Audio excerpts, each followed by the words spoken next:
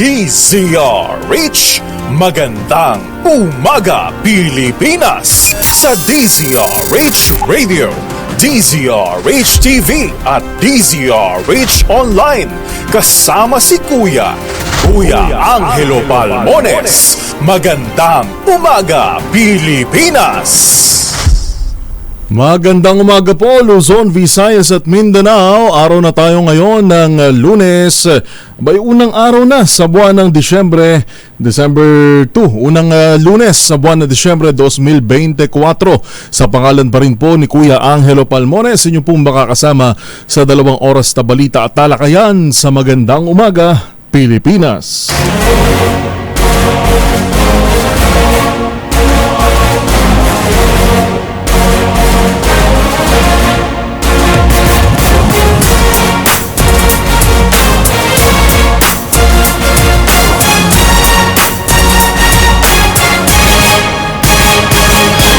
Sa ulo ng ating mga balita, Vice President Sara Duterte may sagot sa pasaring ng Kongreso. The presidency of 2022 was mine already. Ganon. Chief of Staff ni VP Sara pinalaya na ng Kamara. House Quad Committee nagpasaklolo sa National Bureau of Investigation laban sa mga bayarang vloggers na nagkakalat ng fake news laban sa komite. Pangulong BBM iniutos na tayuan ng mga bahay ang Isla Puting Bato bago magpasko. Ilang local government units nagsuspende ng klase dahil sa sama ng panahon. At bagong LPA posibleng mabuo sa Palawan o Eastern Visayas, habang ITCZ at Amihan hindi ng shear line makakaapekto sa bansa. Yan po ang ulo ng ating mga balita ngayong 2 sa buwan ng Disyembre, December 2, 2024. Kasama nyo pa rin po, ilang araw na lang bago ang pagdiriwang, paggunita ng paaraw ng Pasko ng mga Katoliko. At ilang araw na nga lang ba? 23 days bago ang Pasko. Nyo pa rin pong nakakasama sa pangalan ni Kuya Angelo Palmones. Ito po si Yuel Reyes at ang Magandang Umaga Pilipinas. Bagong balita, bagong impormasyon, kasama si Kuya Angelo Palmones. Magandang Umaga Pilipinas.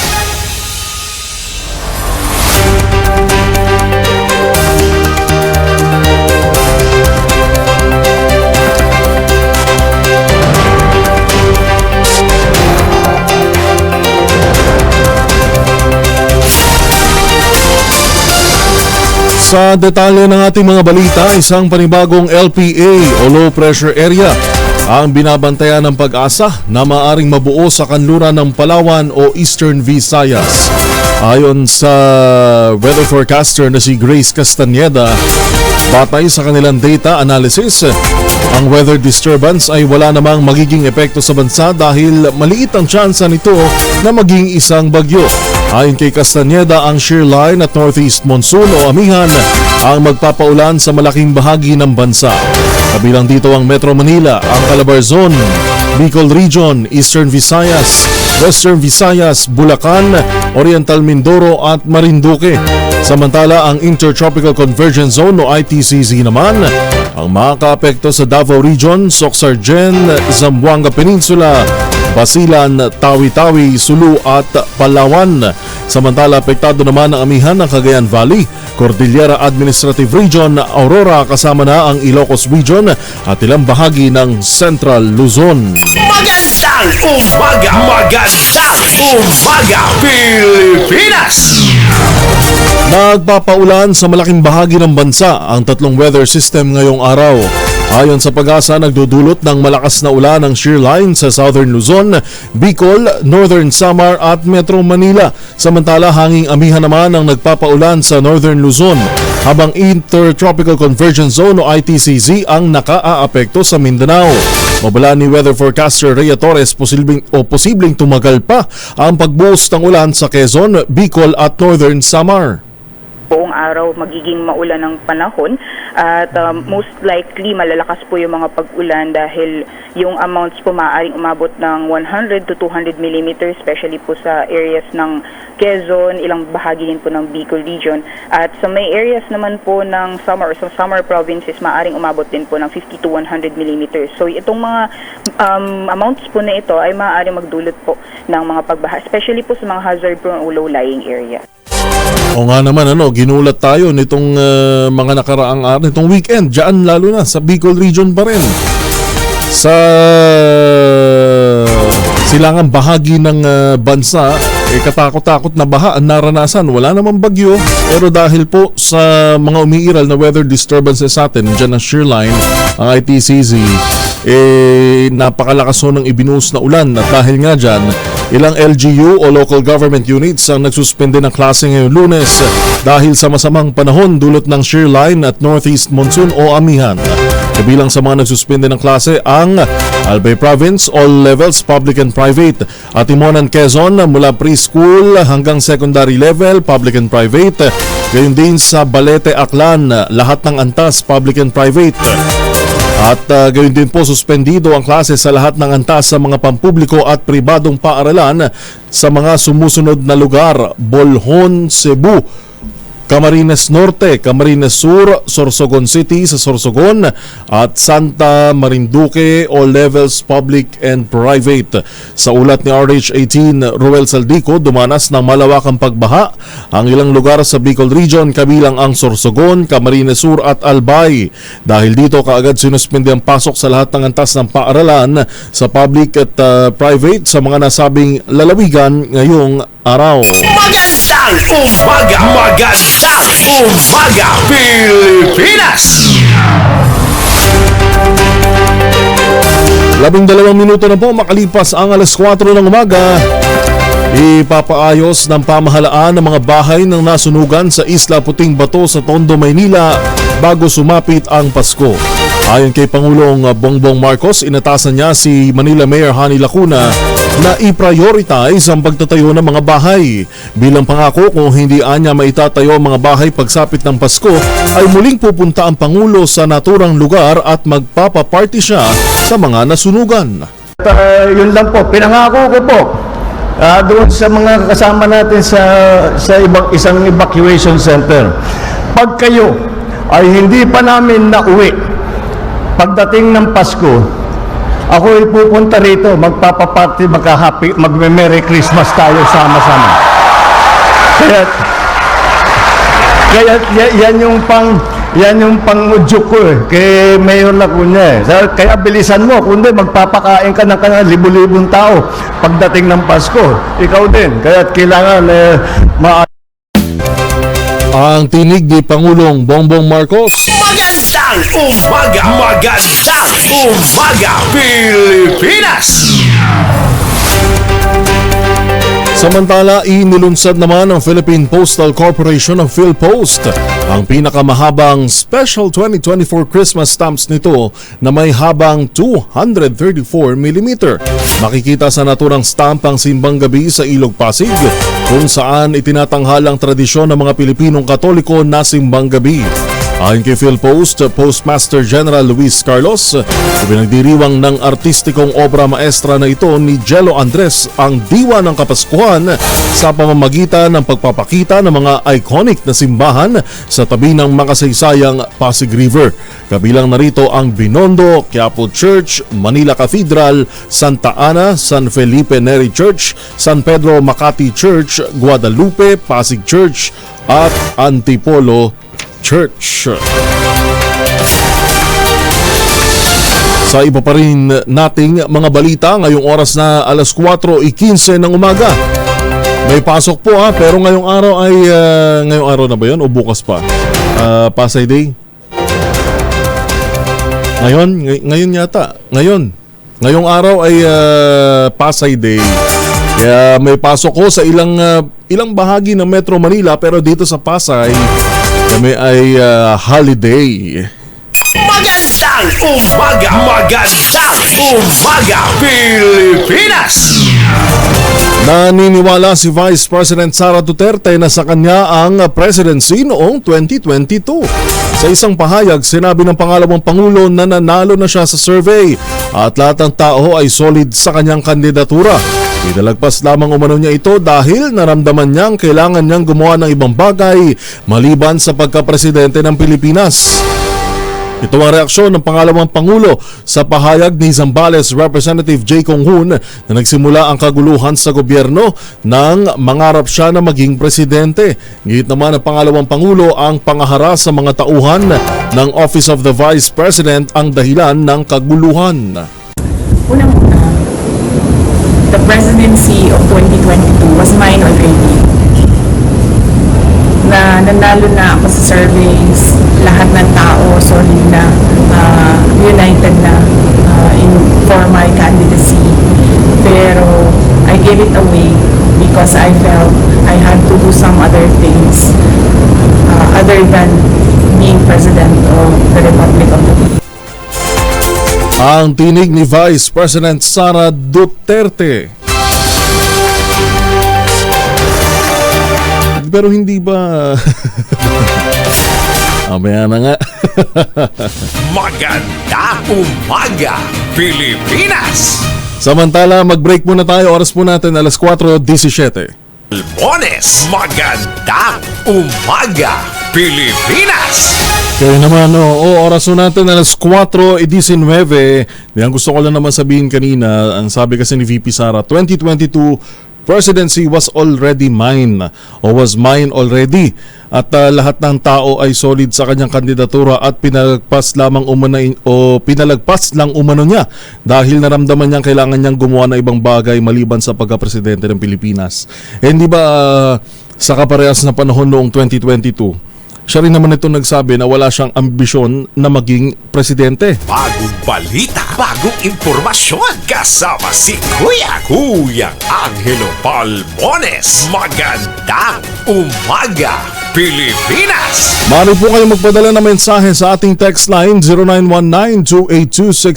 0919-282-6485. Ulitin ko lamang po ang ating text line 0919-282-6485. At maaari din kayong mag-comment sa ating Facebook at YouTube live streaming sa DZRH News at DZRH News Television YouTube channel sa iba pa po nating mga balita. Magandang umaga, Pilipinas! Pinalaya na ng Kamara de Representantes si Office of the Vice President o OVP Chief of Staff Attorney Zulaika Lopez matapos patawan ng contempt hanggang November 25 at palawigin pa hanggang November 30. Sa release order ng House Committee on Good Government and Public Accountability, ang pagpapalaya kay Lopez ay kasunod ng pagkumpleto sa kanyang medical examinations. Nangako naman si Attorney Zulaika na dadalo sa lahat ng pagdinig at tutulong sa ginagawang investigasyon ng Blue Ribbon Committee. Hinggil pa rin ito sa paggastos ng pondo ng OVP at Department of Education at DepEd sa ilalim ng liderato ni Vice President Sara Duterte. Matatanda ang pinatawan ng contempt si Lopez noong November 20 dahil sa umano'y undue interference sa investigasyon ng confidential funds ng OVP matapos hingilin sa COA na huwag ibigay ang audit report nito sa Kamara.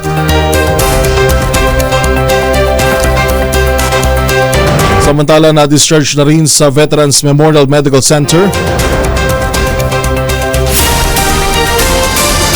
Ito na nga. Sa iba pa natin mga balita, we will not break.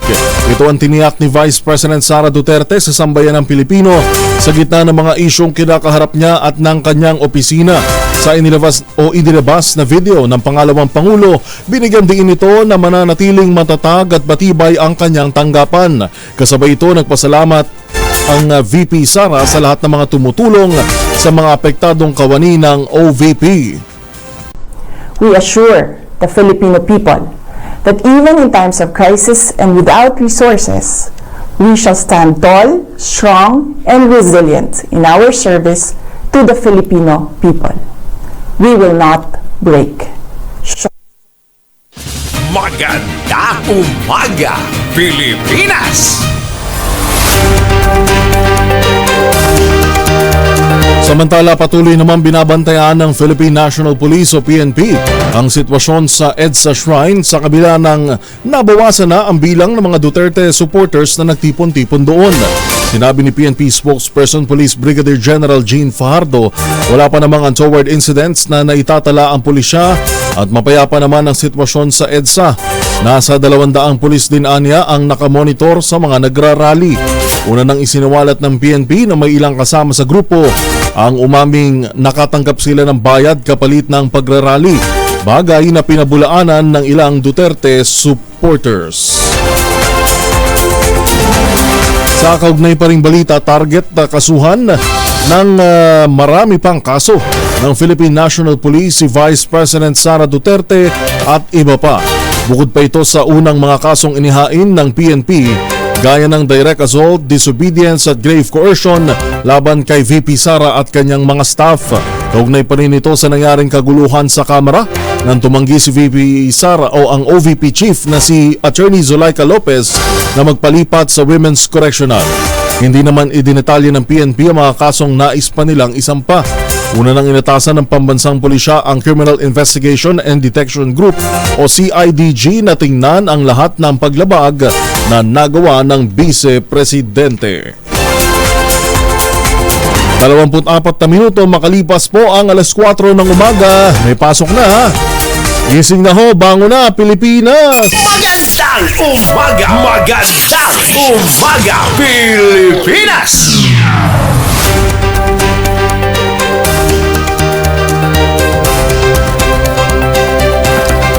Pinahahabol sa National Bureau of Investigation ng House Quad Committee ang umano'y mga bayarang vloggers na sumisira at nagkakalat ng kasinungalingan laban sa kanilang komite.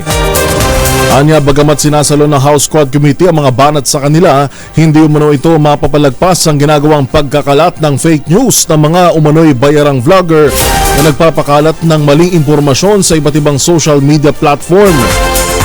Formal na hiniling ni Surigao del Norte Representative Robert Ace Barbers, ang overall chairperson ng House Quadcom sa NBI, na tukuyin, imbestigahan at kasuhan ng mga vloggers na binabayaran umano ng mga sindikato ng ilegal na droga at pogo upang magpakalat ng fake news.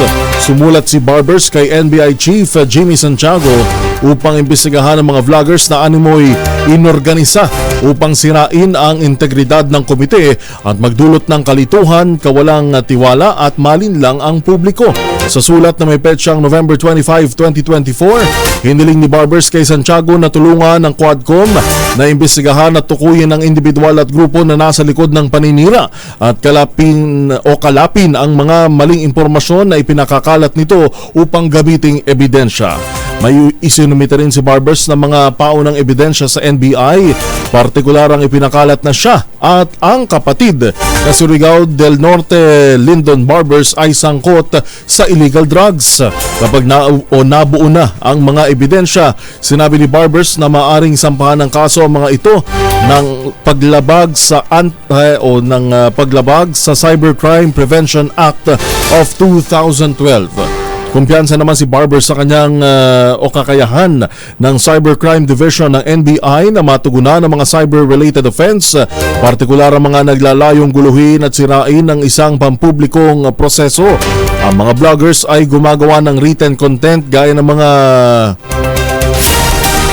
artikulo, tutorials at istorya, samantalang ang mga vloggers naman ay gumagawa o nagre-record ng video contents na kanilang ipinopost sa iba't ibang social media platforms. Marami yan Facebook lalo na kapag nasundan mong panoorin yung video na tungkol doon sa, syempre mainit ngayon ang politika. Kapag nasundan yan, yun na yung una mo na panood, napahaba yung panonood mo, yung algorithm ngayon ng Meta o ng YouTube, yan na, magugulat ka, yan na yung lalabas sa mo, yan na yung lalabas sa pagsuscroll mo, sa pag-feed mo. Minsan nga lang, napag-usapan lang, wala ka pang sinasearch, yun na yung lalabas at lalabas din sa feed. O kaya babala ni House Quadcom Chairperson Robert Ace Barbers, Congressman Ace Barbers, pinahahabol na sa National Bureau of Investigation. Alas 4:27, pinagtibay ng Kamara de Representantes sa huling pagbasa ang House Bill number 10924 o ang Free Transportation of Relief Goods Act na nag-aatas na gawing libre ang freight services para sa pagbiyahe ng mga relief goods at donasyon sa mga lugar na nasa ilalim ng state of calamity. Layo ng panukala na resolbahin ang pagkaipit at pagkabalam ng disaster response sa pamamagitan ng pagtiyak na mabilis na makararating ang mga relief goods sa nasalantang komunidad. Ayon kay Speaker Martin Romualdez, ang nasabing legislation ay bumubuo ng vital partnership sa pagitan ng gobyerno at private logistics sector na nagbibigay ng libreng freight services para sa relief goods na nagbibigay ng tax incentives sa mga carriers. Sinabi ni Romualdez na sa pamamagitan ng pagtatanggal sa transportation cost, streamlining sa delivery process, nakatitiyak na ang ayuda ay nakararating sa mga biktima ng kalamidad. Bumabor ang 182 kongresista sa pag-aproba sa House Bill number 10924 sa ikatlong pagbasa sa sesyon nitong Martes. Oras po na maging ganap ang batas sa atasan ng National and Regional Logistics Cluster na pangungunahan ng Office of Civil Defense o OCD, katuwang ang DOTR, kasama rin ang Philippine Postal Corporation, freight companies, common carriers, private carriers, freight forwarders at iba pang kumpanya na nagbibigay ng logistic services sa Pilipinas na ilibre ang freight services sa mga rehistradong organisasyon na magbibigay ng relief operations sa mga sinalantang lugar. Aalisin na rin ang shipping auxiliary cost tulad ng arrester services, pilotage at iba pang port charges, pati airport related fees.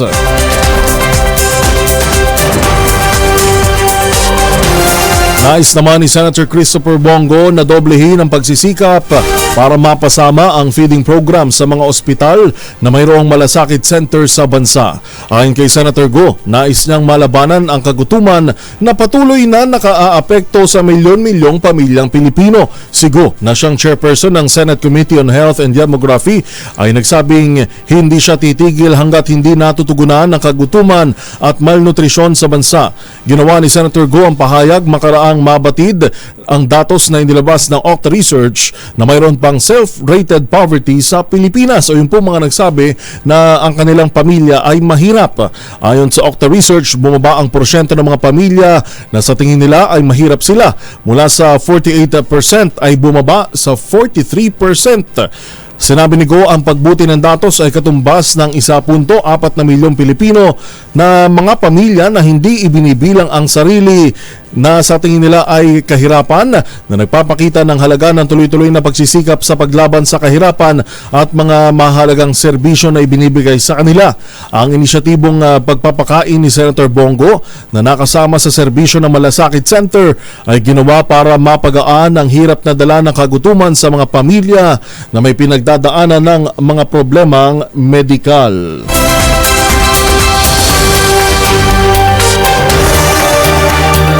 Alas 4:30. Isusulong naman ng Comadrona Party List ang pagpapalakas sa mga serbisyo at workforce sa mental health system ng bansa. Ayon kay dating Assistant Secretary Cecil Santos, Chairman Emeritus ng Philippine League of Private and Government Midwives at nominee ng ang Comadrona Party List, ang nakababahala na less than 1 na lamang na mental health worker ang available para sa kada 100,000 Pilipino. Binanggit niya rin ang babala ng Philippine Medical o Mental Health Association na nananatiling limitado o inaccessible ang mental health services sa bansa dahil sa stigma at kulang na resources. Nais ni Asek Santos na palakasin ang implementasyon ng Mental Health Act upang matiyak na nakaaabot ang mga dekalidad na serbisyo hanggang sa mga barangay. Binigyan din niya na ang pangangailangan na magkaroon ng improvement sa mga mental health facility at maisulong ang mental health education sa mga paaralan at trabaho. Batay sa tala ng Philippine Statistics Authority o PSA na inilabas noong 2021, umalo sa 4,420 ang namatay dahil sa self-harm.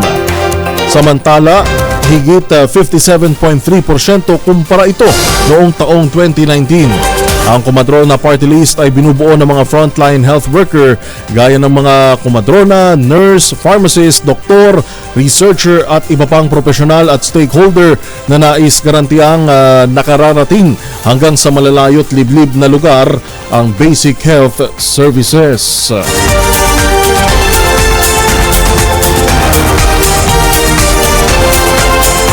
Balita naman tayo mula sa probinsya. Magandang umaga, Pilipinas! Higit 1.3 milyong pisong halaga ng shabu na kumpiska sa Banga. 2 arestado habang isang sospek sa kasong rape ang naaresto naman sa Coronadal City. Balita mula sa Mindanao ni RH19 June Dimakutak.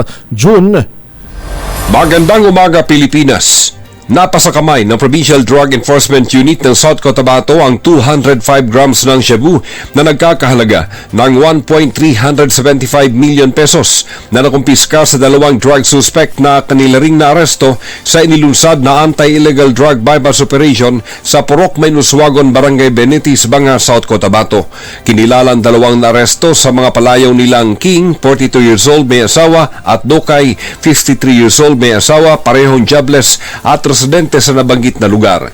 Batay sa Banga PNP, nasa talaan ng PDA-12 bilang isang high-value individual itong si King at inihahanda na ang kasong isasampa laban sa 2 bilang paglabag sa Article 2 ng RA 9165. Samantala, arestado rin ang isang alias Gandul, 45 years old, sa kasong rape sa Barangay Paraiso, Coronadal City, South Cotabato.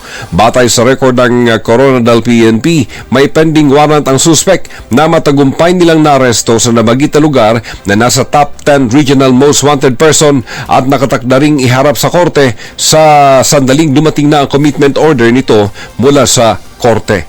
Mula sa Central Mindanao, RH19 June Dimakutak para sa DZRH, una sa Pilipinas, una sa Pilipino. Maraming salamat, June. Samantala, pinangunahan naman ni Senadora Amy Marcos ang pamamahagi ng nasa 3,671 titulo o higit 3,600 titulo ng lupa at certificates of condonation with the release of mortgage o kokrom sa mga magsasaka sa Bicol. Ayon kay Senator Amy Marcos, 3,296 na farmer beneficiaries ang nakinabang mula sa Albay, Catanduanes, gayon din sa Masbate at Sorsogon sa ilalim ng New Agrarian Emancipation Act o Republic Act 11953. Layon ng nasabing batas na burahin ang lahat ng principal loan, unpaid amortizations at maging ang interest ng agrarian reform beneficiaries at i-exempt sila sa pagbabayad ng estate tax sa agricultural lands sa ilalim ng Comprehensive Agrarian Reform Program. Namahagi rin si Senadora Amy kasama ang Agrarian Reform Department sa Region 5 ng 88.8 milyong pisong halaga ng condonation certificates sa 2,654 na benepisyaryo sa Kabikulan. Sa kanyang talumpati, nangako ang presidential sister na ipagpapatuloy niya ang legasiya ng kanyang ama na si dating Pangulong Ferdinand Marcos Jr. o Senior na gawing asensado at bigyan ng sariling lupang sakahan ang mga magbubukid. Idiniin niya na sa pamamagitan ng condonation program, maiibsa ng paghihirap ng local farmers at maaayos na nilang mapapakain ang sarili nilang mga pamilya. Mula Hulyo 2022 hanggang October 2024, sinabi ni Senadora Amy Marcos na umabot na sa 8,515 na titulo ng lupa ang naibigay sa halos 8,000 benepisyaryo sa Bicol, sakop ang mahigit 13 ektarya ng sakahan. Bagong balita, bagong impormasyon, kasama si Kuyang Angelo Palmones. Magandang umaga, Pilipinas!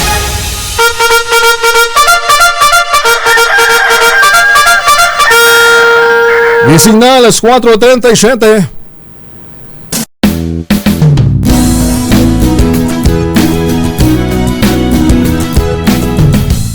Ambalang Anthony Taberna at Jerry Baha ang gigising sa inyong umaga dahil lalatay ang humahagupit na diskusyon at komentaryo Lunes hanggang Biyernes sa 2x2.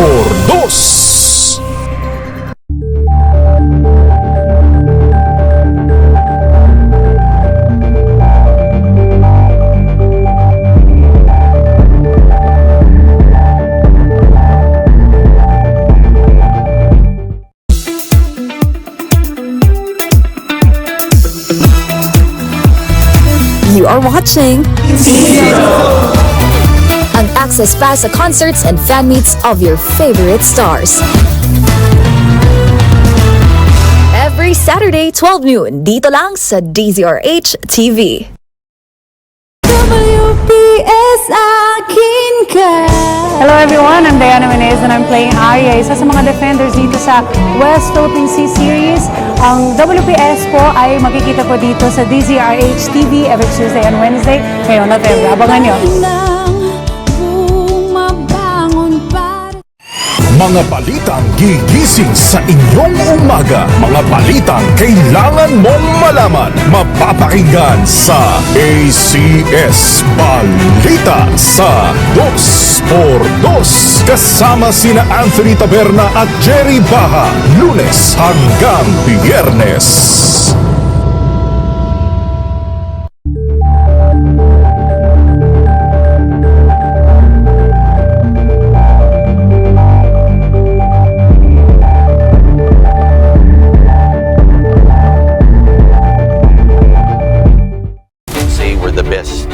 In the country.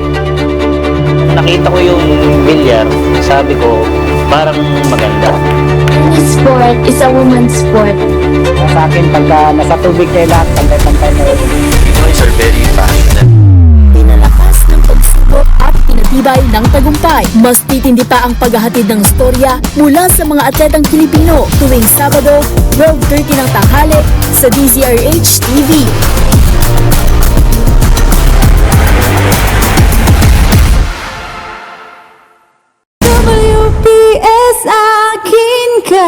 And I am the nemesis of the other WPS defenders. I'm inviting you to watch every Tuesdays and Wednesdays, 11 p.m. Magkikita-kita tayo. Alamin ang mga bagong balita, bagong impormasyon. Kasama si Kuyang Angelo Palmones. Magandang umaga, Pilipinas!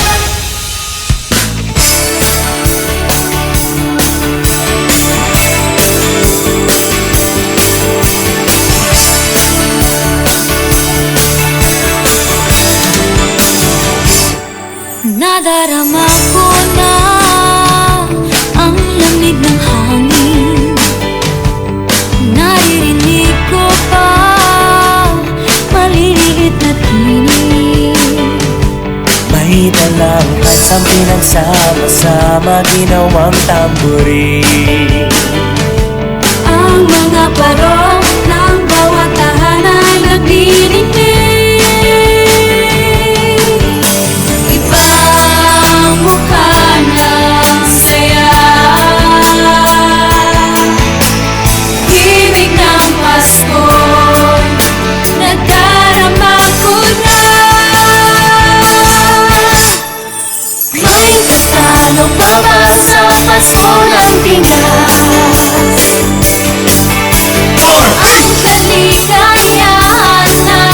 Ang sarap talaga ng Pasko sa Pilipinas. Away politika pa rin. 22 o 23 days bago ho ang Pasko ng mga Katoliko.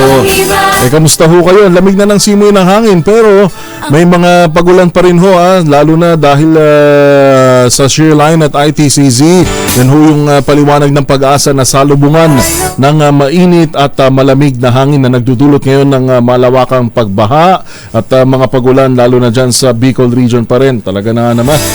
At suspendido nga po yung pasok dyan sa Albay, Camarines Norte hanggang sa Malift, gayon din sa Bolhoon, Sorsogon, Kasiguran, Cebu, Donsol, Pilar, Castilla, habang elementary to high school naman, public and private sa mga sumusunod na lugar. Kabilang dyan ang Sorsogon City, Quezon, Atimonan, Aklan at Sorsogon. Mamaya isa-isahin pa natin ito at verify natin yung mga pumapasok pa mga reports ng walang pasok.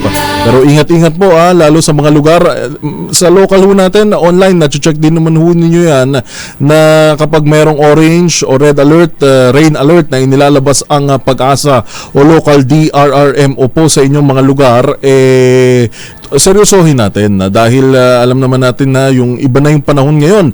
Kahit nga LPA lang o habagat lang man yan, minsan mas malakas pa sa bagyo. Kaya ingat-ingat po sa ating mga kababayan na nandyan ho sa mga nabanggit na lugar. Ngayon din, good morning sa ating mga live viewers, sa mga taxi drivers na bumabiyahe na ho ngayon. Ang Pasko sa Pinas. Kay Rovelito Magallones ng Victoria Tarlac, good morning. Rogelio Olmo, Leonard Habunga ng Tuguegarao City, Evaristo Basilio, Angel Barret, Edgardo Osorio. Minsan nasarap lang huminga galing sa ano yun, no? Mausapin sa politika dahil nakakasawa na paulit-ulit. Nagbabago lang ng muka pero yun at yun pa rin ang pinagtatalunan. Politika pa rin. Alvin Alday, good morning. Emily Putian, gayon din kay Rogelio Olmo, good morning po. At syempre sa ating texters at YouTube, mga nanonood sa ating YouTube streaming, good morning kay Jose Ramirez ng Calamba, Laguna. Sabi ni Kelly Capuno, dapat kasuhan yung ibang mga vlogger na ang balita din fake news. Marami ngayon yan, lalo kasi pag content. Basta mas marami, hindi naman titingnan ng Facebook o ng Meta kung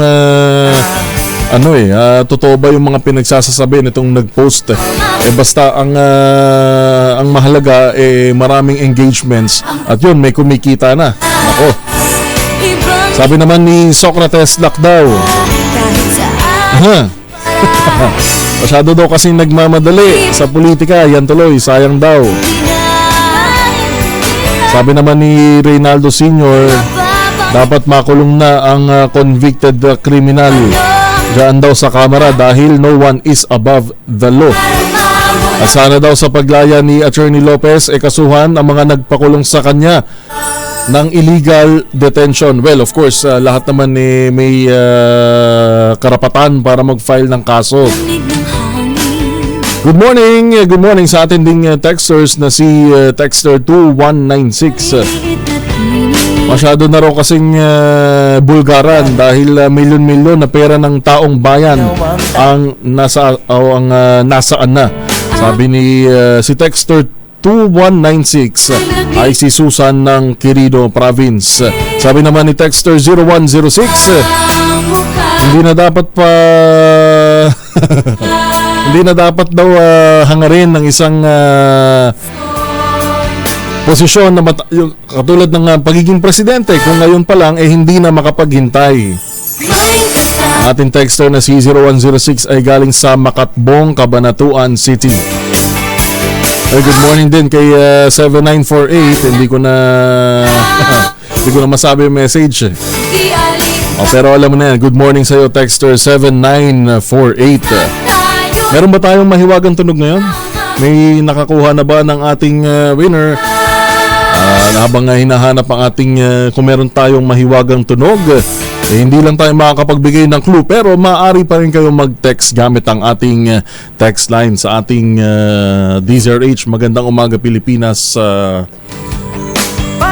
mahiwagang tunog. Tabayanan nyo lang po si Kuya Angel Paimones nagpapalamig-lamig lang ng konti. Kagaya nga ng ating logo ngayon sa ating DZRH television na merong hat ni Santa Claus at meron pang pag-garlands. Talagang ramdam na. May ilan na rin na nagki-Christmas tree lighting. Sa inyo ho ba mga lugar, sa inyong mga LGU, pabunggahan na rin ba? Pero paalala nga, kagabi, kung yun nagkakamali, kagabi sa Malacanang, nandyan si JMC, si Jose Marichan, at pinangunahan ni PBBM ng Malacanang ang Christmas tree lighting dyan sa Malacanang grounds.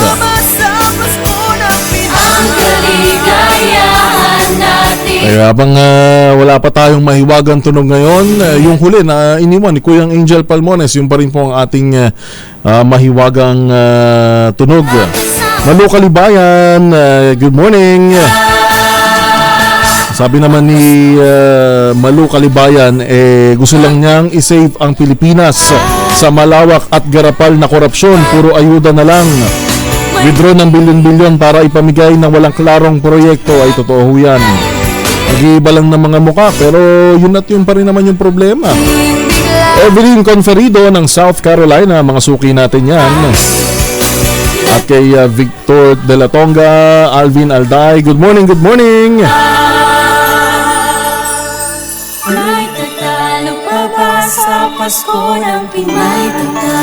Samantala, balik-balita na po tayo dito pa rin sa Magandang Umaga Pilipinas sa pangalan ni Kuya Angelo Palmones, inyo pong nakakasama. Ito po si Yuel Reyes dun sa ating mahiwagang tunog. Wala pa rin nakakahula.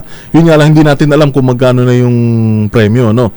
Pero mukhang malaki-laki na rin yun dahil masarap yan ngayon. Lalo pag kami naka-jackpot ng ating mahiwagang tunog, may pang Noche Buena na, may pang Medya Noche pa. Bagong balita, bagong impormasyon. Kasama si Kuya Angelo Palmones. Magandang Umaga Pilipinas!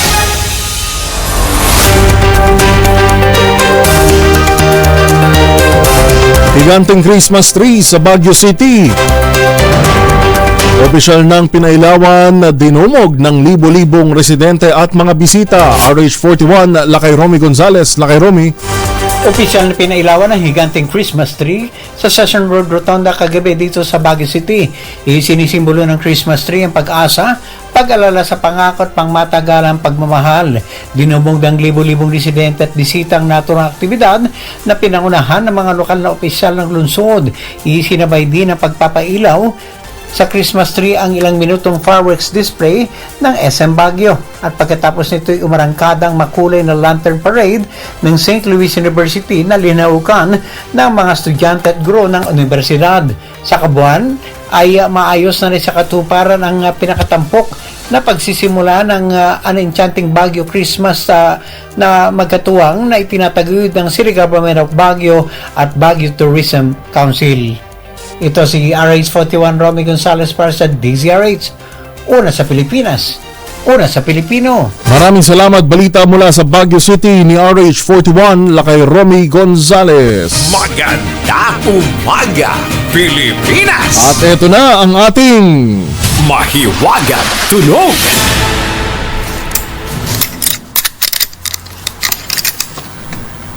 Ayun. Ayan, yan ang ating mahiwagang tunog. Hindi tayo makakapagbigay ng clue dahil wala namang, sabi ni Kong Angel, okay lang i-play pero wala munang clue. Siya magbibigay ng clue, ang ating tunog master na si Kong Angel Palmones ang ating magbibigay ng clue. Pero maaari nyo pong, kung meron na kayong hula, ay maaari nyo yung i-text sa ating DZRH mahiwagang tunog text line 0919-282-6485. Ulitin ko lamang ating ding mahiwagang tunog text line 0919-282-6485. Sundin lamang ang format na empty space sa inyong lugar at ang inyong pong sagot. Muli, padala lamang yan sa 0919-284 o 282-6485. Mahiwagang Tunog.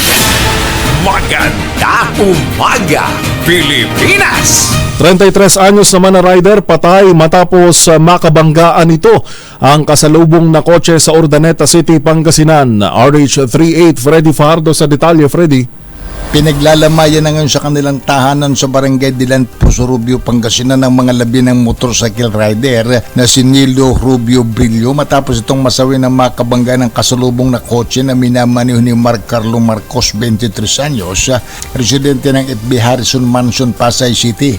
Sa investigasyon ng mga tauhan ni OIC Chief of Police Lieutenant Colonel Perlito Tuayon, naganap ang aksidente alas 2:25 ng madaling araw sa Ambassador Eduardo Coangco Jr. Avenue, Barangay Santa Lucia, Urdaneta City, kung saan parehong mabilis ang takbo ng magkasalubong na sasakyan at pagdating sa palikong bahagi ng daan. Dito sila nagkasalpukan. Tumilapon pa umano sa kanyang motorsiklo si Brillo na nagtamo ng malubang sugat sa katawan na nadala naman sa paggamutan sa Urdaneta City na idineklarang dead on arrival na ng attending physician.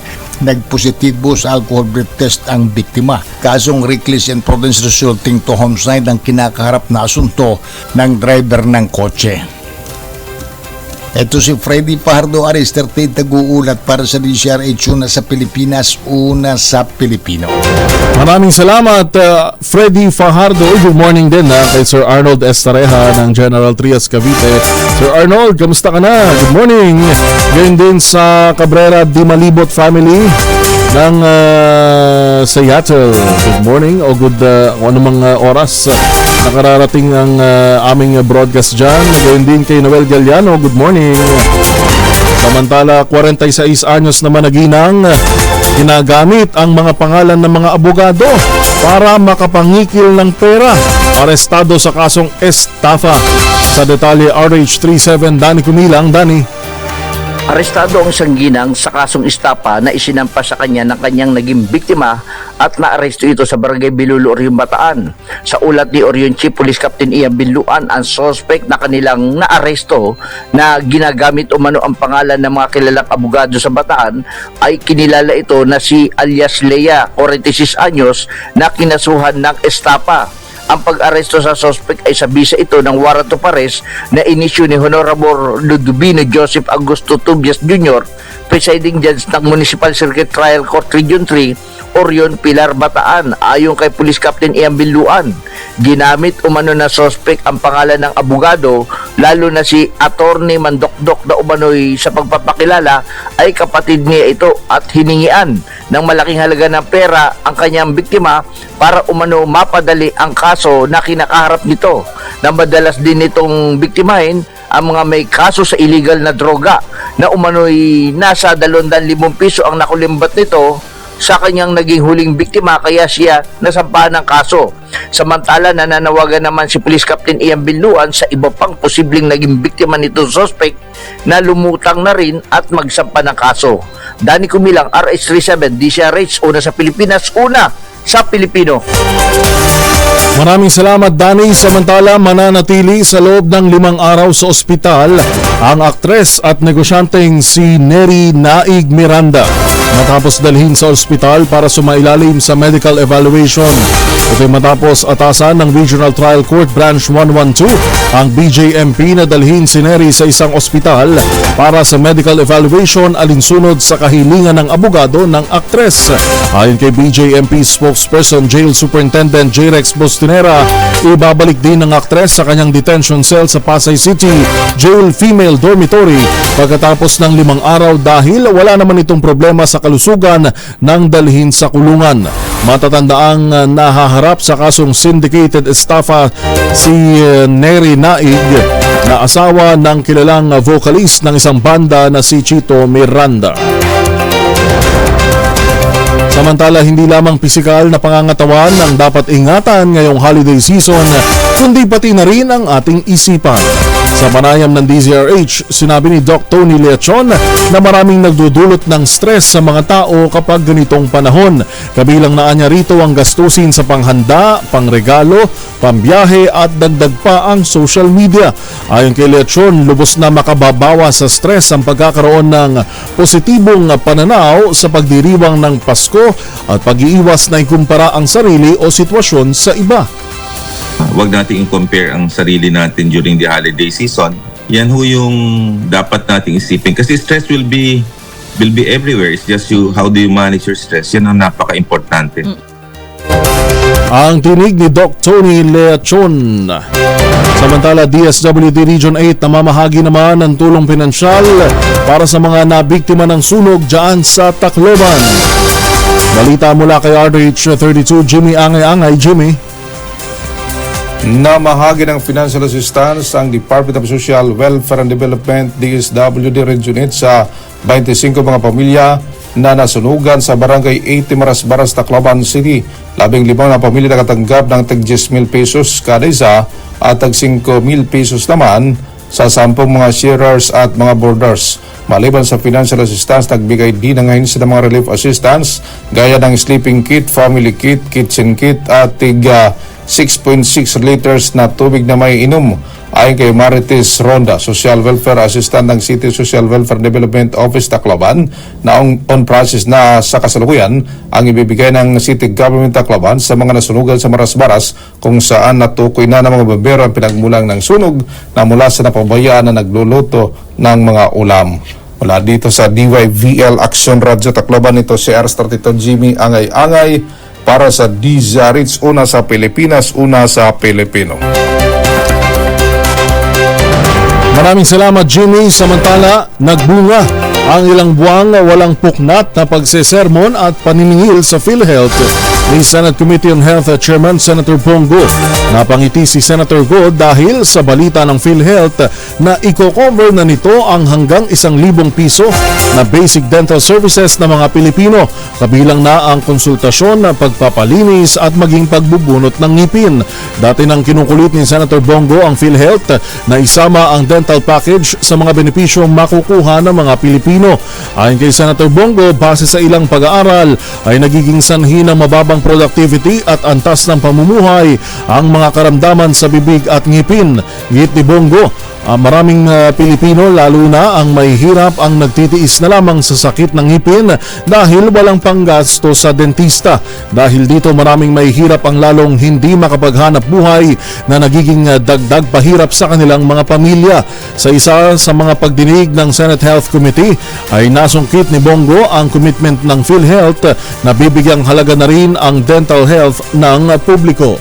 Yung iba takot mag-hospital, yan po ang tanggalin natin sa isipan ng mga kababayan natin. Through PhilHealth, well, sobra-sobra po ang pera ninyo. PhilHealth is for health. At please, tulungan po natin ang ating mga kababayan mahirap. Yun naman po ang aking pinaglalaban na noon pa. Hindi po ako doktor. Ang importante po dito, yung meron kang malasakit sa kapwa mo Pilipino.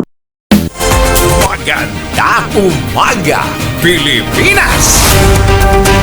1 minuto bago mag-alas 5 ng umaga, sumabak si Senadora Amy Marcos sa pagmumukbang ng iba't ibang putahe ng baka sa selebrasyon ng Kabangkahan Festival sa bayan ng Padre Garcia sa Batangas. Kasama ni Senadora Amy na nagmukbang ng baka ang mga residente at lokal na opisyal na layong i-promote ang bakahan na pangunahing pinagkukunan ng hanap buhay ng mga taga-Padre Garcia. Nakikiindayog din ang babaeng Senadora Amy sa magarbong Kabakahan Float Parade at Kabakahan Musical Fest bago sinaksihan ng street dance competition kung saan nagpabilib ang mga kalahok mula sa 18 barangay. May temang turismo, Garciano, kakaiba baka, disiplinado at mabuting tao. Ipinarada ng iba't ibang negosyo at non-government organization sa makukulay at nagagandahang float ang mga lechong baka. Ayon kay Senadora Amy na inimbitahang guest of honor at speaker, mahalaga ang pagdiriwang sa nasabing kapistahan kasabay ng ika-75 founding anniversary ng Padre Garcia upang maisulong ang local culture at mabigyan ng oportunidad ang mga residente na magsama-sama para ipagmalaki ang kanilang komunidad. Bukod sa Kabakahan Festival, nakaisa rin ang mambabatas sa selebrasyon ng Urdaneta City Annual Fiesta Opening Parade sa Pangasinan. Bagong balita, bagong impormasyon, kasama si Kuya Angelo Palmones. Magandang umaga, Pilipinas! Oras natin 1 minuto na makalipas ang alas 5 ng umaga.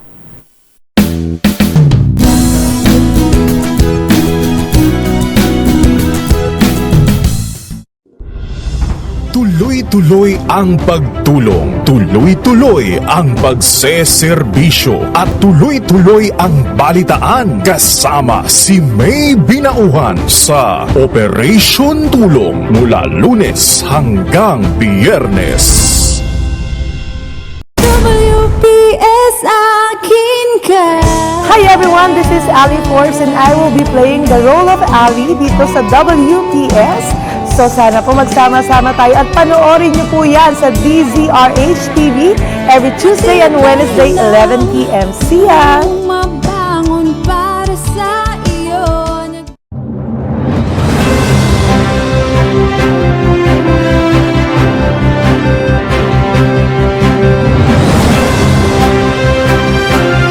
Ang alas 5 ng umaga. DZRH, Magandang Umaga Pilipinas, sa DZRH Radio, DZRH TV at DZRH Online. Kasama si Kuya Angelo Palmones. Magandang Umaga Pilipinas.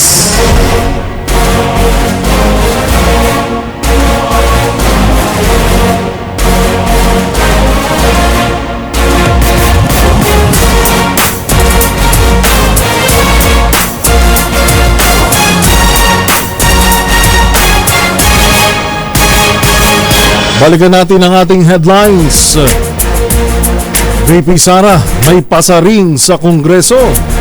The presidency of 2022 was mine already. Chief of Staff naman ni VP Sara pinalaya na ng Kamara. House Quadcom nagpasaklolo sa NBI laban sa mga bayarang vloggers. PBBM iniutos na tayuan ng mga bahay ang Isla Puting Bato bago magpasko. Ilang lokal na pamahalaan naman nagsuspende ng klase dahil sa masamang panahon. Dulot ng ITCZ, Amihan at Shearline sa bansa.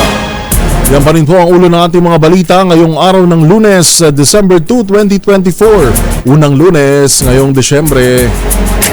Sa pangalan pa rin po ni Kuya Angelo Palmones, tayo ay live din na napapanood sa DZRH News Facebook page, DZRH News Television YouTube channel, sa higit 1,000 cable operators ng DZRH, Signal Channel 18, Cable Link, Madera Cable at marami pang iba. Ngayon din po sa ating audio streaming sa dzrh.com.ph at ilang radyo nating station sa buong Pilipinas.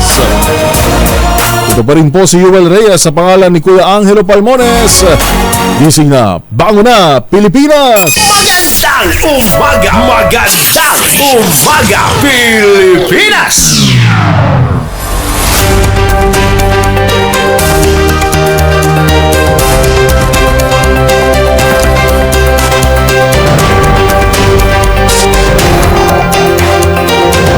Sa detalye ng ating mga balita, dalawang senior citizen na may o nasakay ng e-bike tinangay ng malakas na agos ng tubig nang sinubukang tumawid sa spillway sa Cabusao, Camarines Sur. Sa detalye, RH17 o RH18 Ruel Saldico Ruel. Patuloy na pinaghahanap ngayon ng mga rescuers ang dalawang senior citizen na sakay ng isang electronic bicycle.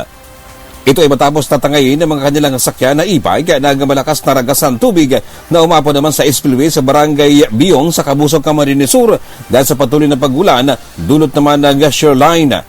Ayon naman sa MDRRMO Cabusao, sinubukan naman itong tumawid ngunit ito ay nang alitian pa lamang ay tinangay na ng malakas na agos ng tubig ang mga biktima.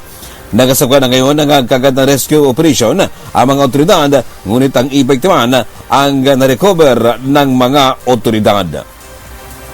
Mula dito sa Bicol, ito si RH18 Ruel Saldico. Una sa Pilipinas, una sa Pilipino.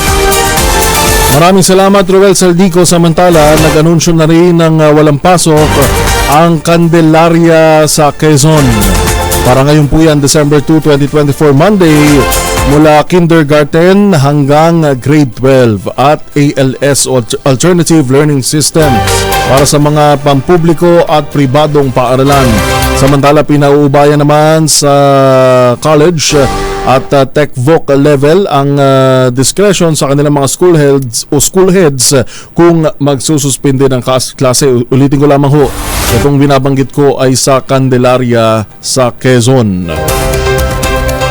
6 na minuto makalipas ang alas 5, ibinunyag ni Defense Secretary Gilbert Gibo Teodoro ang plano ng gobyernong gumawa ng bagong naval base sa Misamis Oriental. Ayon sa kalihim, ito ang magsisilbing dockyard ng malalaking sasakyang pandagat at operating base ng Philippine Navy sa buong Mindanao. Sa ambush interview sa Cagayan de Oro, sinabi ni Teodoro na hinihintay na lamang ng DND ang go signal mula sa Office of the President bago ito simulan. Tumanggi muna nabanggitin kung magkano ang pondo sa naval base, pero welcome na welcome naman ito sa provincial government. fast-track strategic basing, put in the systems for managing future and current acquisitions and training our naval personnel and marines on the new territorial defense necessities. Ang tinig ni DND Defense Secretary Gebo Teodoro. Samantala sa iba pang mga balita, walang dapat ikabahala ang publiko sa naiuulat ng pagtaas ng kaso ng dengue sa National Capital Region. Ayon kay Health Spokesperson Assistant Secretary Albert Domingo, sa kabila kasi nito ay may kapasidad pa naman ng mga ospital na tugunan ng mga pasyente. Paliwanag ni Domingo, bagaman dumarami ang tinatamaan ng dengue, bumababa naman ang bilang ng mga namamatay dahil dito. Ang alarma po kasi sa dengue ay pag nakita natin na na-overwhelm ang ating system. So far, sa nakikita po natin ng ating mga ospital ay kakakayanan yung mga kaso. Sa katunayan, ang bilang ng dengue ay dumami pero ang tinatawag na case fatality rate, kung ilang Pilipino na may dengue ang namamatay sa bawat 100 nakikitaan, bumaba po yun. Gayunpaman, maaari o mariing ipinaalala ni Domingo sa publiko na ugaliin pa rin maglinis ng kapaligiran para hindi pamugaran ng mga lamok at makatutulong rin na mabawasan ang kaso ng dengue sa bansa.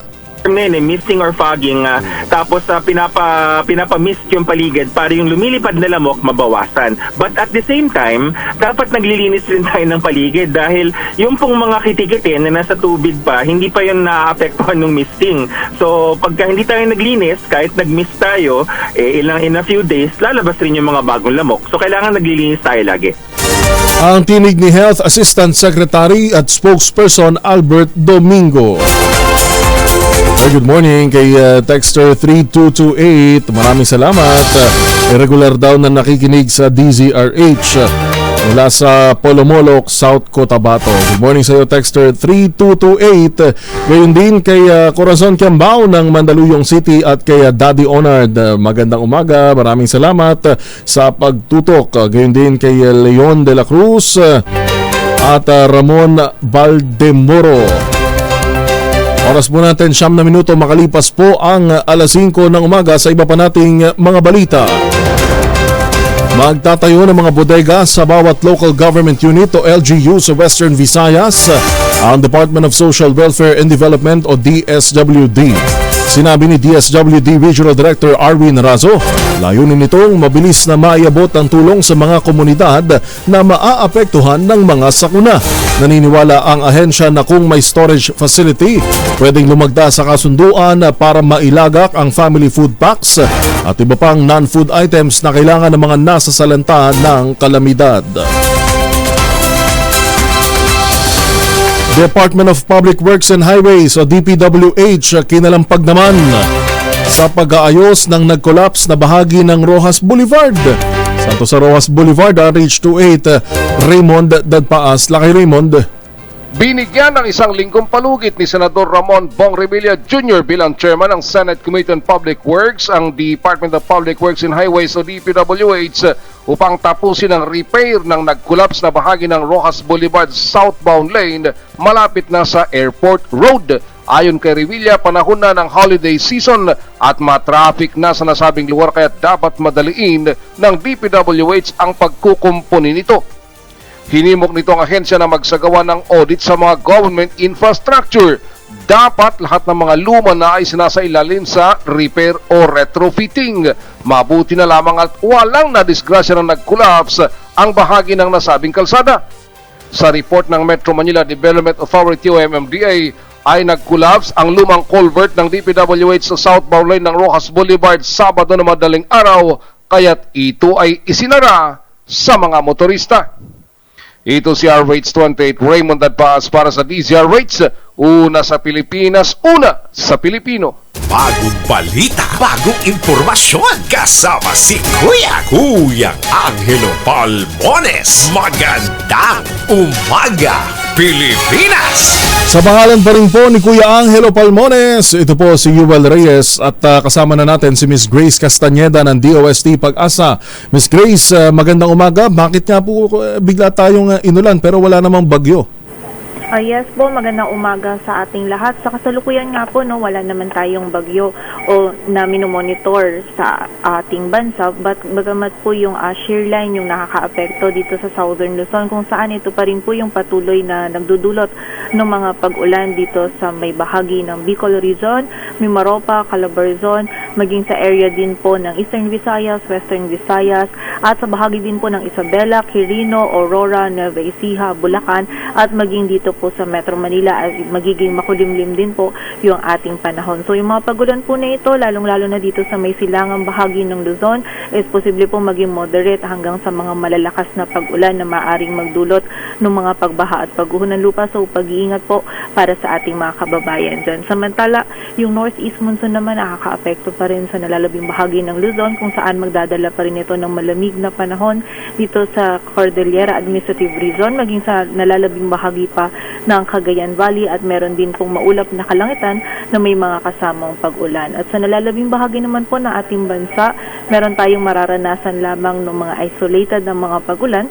dulot ng amihan at ng mga localized thunderstorms. At sa kasalukuyan nga po ay meron tayong weather advisory pa din, kung saan heavy to intense pa rin po yung mararanasan ngayong araw ng mga pag-ulan sa area ng Quezon, at may mga moderate to heavy pa rin po sa Isabela, Aurora, Oriental Mindoro, Marinduque, Romblon, Camarines Provinces, Catanduanes, Palawan, at sa bahagi din ng Laguna. At sa kasalukuyan po, wala na rin tayong nakataas naman na gale warning, ngunit iba yung pag-iingat pa rin sa mga kababayan natin na maglalayag sa hilaga at silangang bahagi ng Luzon, sapagkat magiging maalon or katamtaman hanggang sa maalon pa rin po yung lagay ng ating karagatan. At yan po muna ang latest dito sa Weather Forecasting Center ng Pag-asa. Grace Castañeda, magandang umaga po. Ibig sabihin po ba nito, Ma'am Grace, makakaasa pa tayo ng mga pagulan hanggang sa mga susunod bang linggo? Sa mga susunod na araw po, no, patuloy pong makakaranas pa din ng mga pag-ulan, lalong-lalo na itong eastern section ng Northern at Central Luzon, at dulot pa rin po ito ng shear line. Mga hanggang kailan po to posibleng maranasan, Ma'am Grace? Dahil ang akala natin taglamig na. So for the whole December hanggang sa mga susunod na buwan, puro lamig lang yung mararamdaman natin. Akala ng ilan natin mga kababayan, ganon. Yes po, no, sa nakita natin in the next 3 days, lalong-lalo na po dito sa may area ng Cagayan at Isabela, maging yung ilang silangang bahagi pa po ng Luzon, is patuloy nga po makakaranas pa rin ng maulan na panahon dulot po ng shear line. And most likely po kasi yung shear line is dulot din po ito ng isa po ito, or ito yung banggaan nitong prevailing din natin na northeast monsoon ng amihan, and then yung easterlies po. So kapag po ganitong panahon kung saan nag-start na din po yung northeast monsoon ng amihan natin, kapag medyo nga po ito ay malakas, is posible din po may dala po itong shear line, or magdudulot din po ito ng shear line dito naman po sa silangang bahagi po ng ating bansa. So yung shear line po is yung isang component niya is yung northeast monsoon po natin. At ibig sabihin, hindi pa pala buong bahagi ng bansa natin, Ma'am Grace, ang talagang nakakaranas ng malamig na panahon. Kailan naman po yung peak ng ating amihan? Usually po, no, or sa kasalukuyan po, ang nakakaranas po ng nitong northeast monsoon natin, yung kung saan yung malamig na panahon po yung nararanasan nila, is yung malaking bahagi pa rin po ng northern Luzon at yung ilang areas po ng Central Luzon. And then sa mga susunod na araw naman po, nakita natin posibleng medyo humina po yung amihan natin. And then usually po ang peak naman ng ating amihan is yung katapusan po ng December to January. So yun po yung mas malalamig po yung temperatura, or mas mabababa po yung temperatura na ating mga nararanasan. Alright. Maraming salamat po, Ma'am Grace. Good morning. Maraming salamat din po, at mag-ingat po tayong lahat. Magandang umaga, Pilipinas! 16 na minuto makalipas ang 5:00. Bones! Magandang umaga, Pilipinas!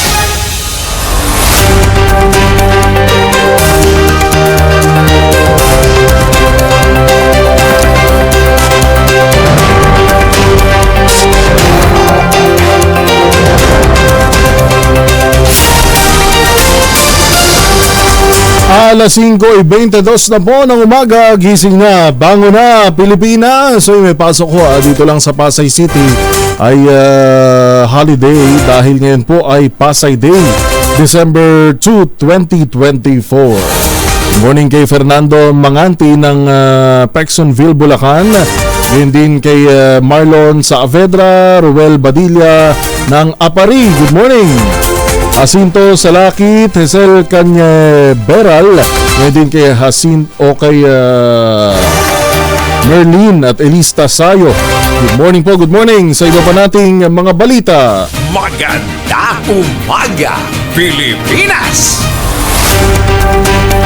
Hindi bibigyan ng National Bureau of Investigation o NBI ng listahan ng mga tao o tanong ng ahensya si Vice President Sara Duterte sa kanyang pagharap sa NBI para ipaliwanag ang mga kamakailang paghayag. Ito'y matapos humirit ang Vice Presidente na bigyan siya ng advance questions. Paglilinaw naman ni NBI Director Jimmy Santiago, hindi talaga sila nagbibigay ng mga tanong at tungkol lang naman ang kanilang mga tanong sa dahilan kung bakit nasabi ni VP Sara ang mga banta at bakit siya may kinausap na papatay sa Pangulo. Unang pinasabpina ng NBI ang Vice Presidente noong November 29 para bigyan linaw ang kanyang mga pahayag pero hindi ito dumalo kaya inilipat ang petsa sa December 11. Samantala, hindi pa tiyak kung dadalo si Vice President Sara Duterte sa investigasyon ng NBI sa kanyang mga binitawang pahayag matapos i-reschedule. Paliwanag ng pangalawang Pangulo, nagbabago ang kanyang schedule araw-araw kaya hindi niya magawa ang kanyang schedule ng malayo pa. Bukod pa rito, kinukonsidera rin ng VP Sara ang payo ng kanyang abogado sa kung ano ang dapat niyang gawin. Gayunman, siniguro naman itong makadadalo siya sa investigasyon ng Kamara dahil ilan sa OVP staff ay may kumpiyansa at malakas ang loob kapag siya ay kasama. I'll have to run my schedule day by day kasi nagbabago siya ngayon araw-araw dahil bigla na lang may nangyayari ng mga bagay kaya hindi ko magawa yung schedule ko ng malayo pa. So, we do it day by day sa ngayon, yung schedule. So, hindi ko pa masagot kung pupunta ako sa December 11. Tsaka, ang isang consideration dyan ay sinusunod ko kung ano yung mga sinasabi ng lawyers sa ngayon. Di ba ang NBI ay isang ika nga nila premier? Parang FBI sa Estados Unidos, Premier Investigating Agency. Ayun nga lang daw, sabi ni VP Sara, nagbabago ang kanyang schedule araw-araw. Isa lang ibig sabihin yan sa NBI, hindi kayo priority. Bagong balita, bagong impormasyon, kasama si Kuya Angelo Palmones. Magandang umaga, Pilipinas!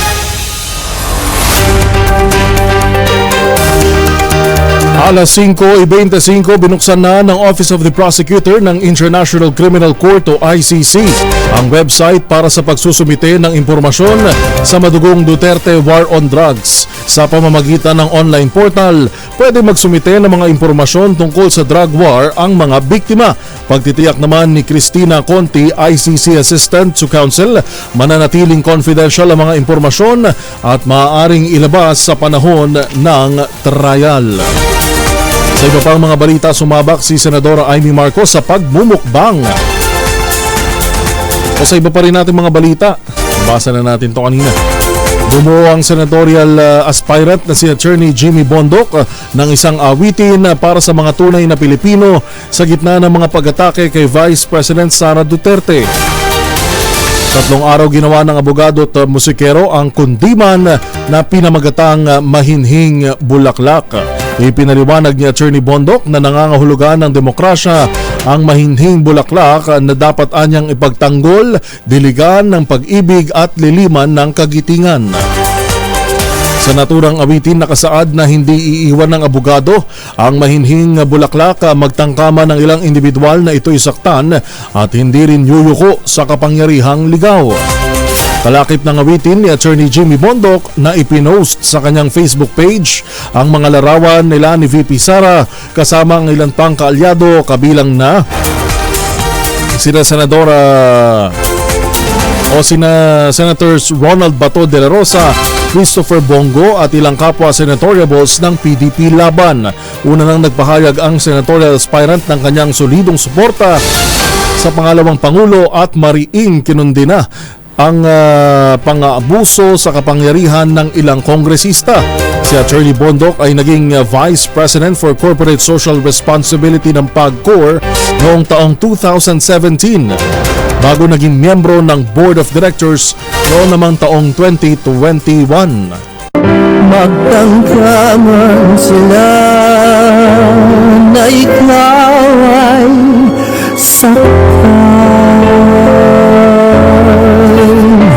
mahimbulak na di kita iwan. Bulaklak ng laya kahit minsan ako'y hindi uyuko sa kapangyarihang ligaw. Magandang umaga, Pilipinas! Yan po yung bahagi ng kantang inawit ni Attorney Jimmy Bondoc na inialay kay Vice President Sara Duterte. Samantala sa iba pang mga balita, pinangunahan ni na Pangulong Ferdinand Marcos Jr.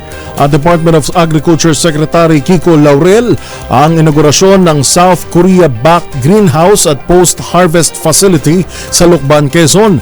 Isang hakbang ng gobyerno tungo sa modernisasyon ng agrikultura at may sulong ang katatagan laban sa epekto ng climate change. Ang pasilidad sa Lucban ay isa sa 20 itinatag na greenhouses sa tulong ng gobyerno ng South Korea sa mga piling barangay sa Quezon, Laguna at Nueva Ecija. Sinabi ni PBBM na ang turnover ng Korea Partnership para sa Innovation of Agriculture o KOPIA ng greenhouses at post-harvest facilities ang nagbukas ng panibagong chapter sa sektor ng agrikultura. Pinasalamatan ni Secretary Laurel ang KOPIA sa pagtulong sa Bureau of Plant Industry o BPI at lokal na pamahalaan ng Lucban para maisakatuparan ang proyekto. Sinabi nitong ang proyekto ay lubhang mahalaga upang maiangat ang pagsasaka ng mga komunidad sa bansa. Nabanggit ng kalihim ang matinding epekto ng climate change sa agrikultura, kabilang na ang pabago-bagong takbo ng panahon. Samantala muling iginiit ng mga lider ng Kamara de Representantes na mula sa agenda ng mababang kapulungan ng Kongreso ang paghahain ng impeachment complaint laban kay VP Inday Sara Duterte. Binigyan din ito ni na Senior Deputy Speaker Aurelio Dong Gonzales, Deputy Speaker JJ Suarez at House Majority Leader Manuel Jose Manix Dalipe kasunod ng pag-init ng usapin tungkol sa posibleng paghahain ng impeachment complaint laban kay Duterte upang matanggal ito sa pwesto matapos ang ginawang pagbabanta kay Pangulong Ferdinand Marcos Jr. Ipinunto ni na Gonzales, Suarez at Dalipe na bagamat seryoso ang Kamara na magkaroon ng transparency at accountability sa gobyerno, nakatuon umano ang investigasyon ng mga komite nito sa paghukay sa katotohanan. Sa ilalim ng konstitusyon, mariing o maaaring magsampa ng impeachment complaint ng sinumang Pilipino laban sa sinumang impeachable na opisyal ng gobyerno. Gayunpaman, ang petisyon ay kailangang i-endorso ng isang miyembro ng Kamara para ito ay maaksyonan ng kapulungan. Ang mga tuntunin ng Kamara sa impeachment ay nagsasaad ng proseso at mga timeline para sa pagsasaalang-alang at pag-aksyon sa isang impeachment complaint. Ang isang impeachment petition na nilagdaan ng hindi bababa sa 1/3 ng lahat ng miyembro ng Kamara. Oras natin alas 5:31, babalikan pa natin ng ilan pang mga balita at reports. Dito pa rin sa Magandang Umaga, Pilipinas. Sa pangalan ho ni Kuya Angel, Kuya Angelo Palmones, ito po si Yuel Reyes. Bagong balita, bagong impormasyon, kasama si Kuya Angelo Palmones. Magandang Umaga, Pilipinas!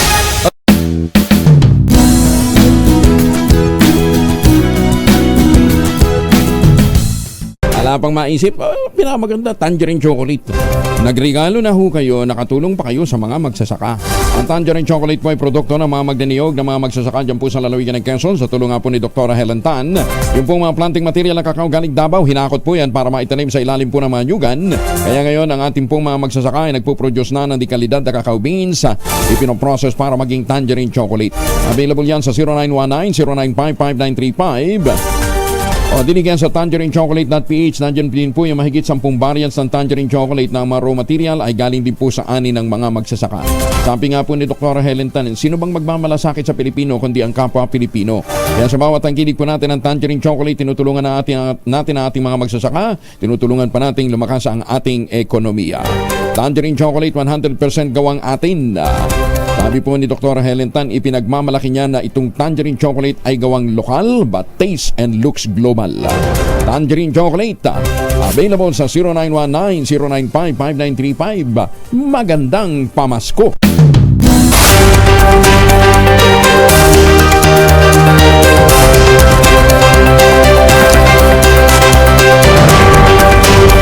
Alas 5:36 na po ng umaga, sa pangalan pa rin ni Kuya Angelo Palmones. Ito po si Yuel Reyes ngayon pong December 2, 2024. Balik trabaho na po tayo. Samantala, pagpopondo naman sa Humanitarian Assistance Warehouse malapit sa EDCA site sa Mindanao, pinapapaspasan. Balita mula kay RH52 Edniel Parosa. Edniel. Yuel, umapila ng pondo si Defense Secretary Gilbert Chodoro para sa tanggapan ng Office of Civil Defense malapit sa Lumbia Air Base sa Cagayan de Oro City. Kahit kasi bahagi na ng Philippines-US Enhanced Defense Cooperation Agreement o EDCA ang pinagagandang paliparan, aminado si Chodoro na ibang pondo pa ang gagamitin para sa maintenance ng katabi nitong OCD facility. Pinakiusapan na umano niya si Congressman Lord Suwan na ang lokal na pamahalaan na matiyak ang pagsulong ng pondong para rin naman sa pinakamalapit na komunidad. Ginawa ng opisyal ang pahayag kasabay ng kanilang pagbisita kay AFP Chief of Staff General Romeo Blanco Jr. sa Lumbia Air Base na gagawing bagong tahanan ng 15th Strike Wing ng Philippine Air Force na ngayon ay nagkakampo sa may Sangli Point sa Cavite. Strategic umano ang lugar sakaling matapos, kaya nakaumam ditong ipwesto ang mga kagamitan ng tropang Amerikano para sa oras na emergency maging sa mga operasyon ng AFP sa Mindanao. Ito si Edniel Parrosa, nag-uulat para sa DZRH. Una sa Pilipinas, una sa Pilipino. Maraming salamat, Edniel Parosa. Alas 5:38, nasabat ng mga pulis sa Zamboanga del Sur ang 350 kahon ng imported na sigarilyo mula sa Indonesia. Naharang ito sa checkpoint sa bayan ng Tigbao pero walang maipresentang importanteng importation documents ang driver at mga pahinante. Bunsod nito, kinumpiska ng mga pulis ang mga sigarilyo na nagkakahalaga ng higit 20 milyong piso at itinurn over sa Bureau of Customs. Sasampahan ng kasong paglabag sa Intellectual Property Code of the Philippines ang driver ng truck at kasamahan nito na kasalukuyang nakakulong sa Tigbao Police Station.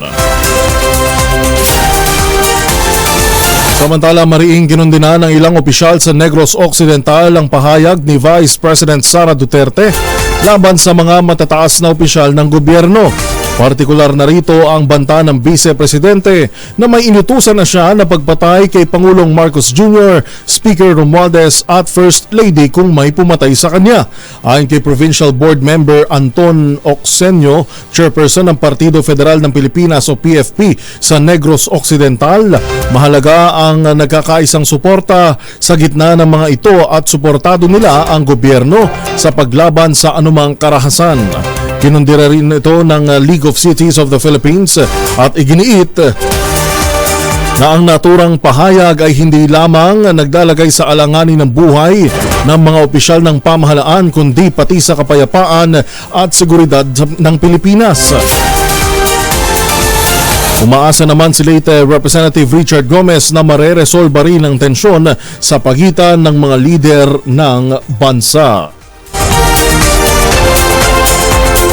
Alas 5:40, 20 minuto na lang po at alas 6 na ng umaga. Gising na, bango na, kape-kape na! Magandang umaga! Magandang umaga, Pilipinas!